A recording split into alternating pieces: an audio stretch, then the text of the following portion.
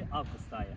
Bugün biz azad olunmuş ərazimiz Ağdam şəhərindəyik. Ağdam şəhərinə məhz Bərdəmizin 44 günlük vətən müharibəsini dünyaya səs salan Xudayar Yusufzadənin nənəsinin bugün ziyarətə gəldik.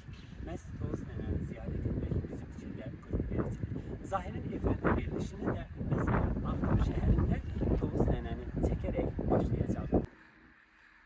Salam əzizləyicilər, hər birinizi xoş gördük. Zahirin efirində verilişi bu günlərim azad olunmuş ərazimiz Ağdam şəhərindədir.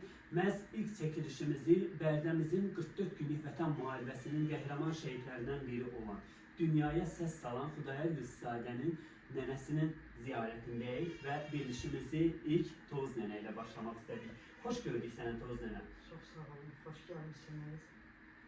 Çok şad oldum ki bizi bu güzel şehrimizde. Bizi yokluyorsunuz, Allah canınıza sağ olasın. Tovuz nənə, Ayça.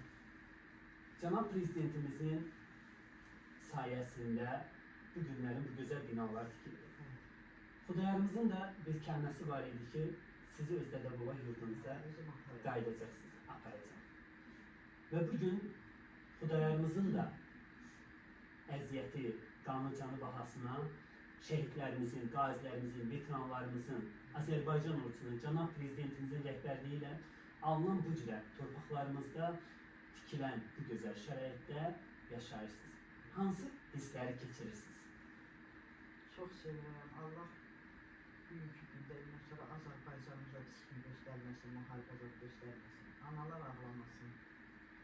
Allah başladığı prezidentimizi saxlasın ki, onun siyasəti sayəsində bu işlər quruldu. Ondan sonra Allah şəhidlərimizə ümid elə rəhmət eləsin. Qazilərimizə can sağlığı versin. Amin. Veteranlarımızı saxlasın. O səngərdə durub bu saatda bizi qoruyanları Allah saxlasın, səbir versin. Bugün Ne bileyim, Allah Teala əsillərə can sağlığı versin. Bedasıllarını da yollarına qaytarsın. Vətənin qədrini versin. Amin. Bugün gəldim sizə, gözəl şəraitdəsiniz, gözəl evdəsiniz. Cənab Prezidentin sərəncamı əsasında gözəl mənzilə təmin edilmişsiniz.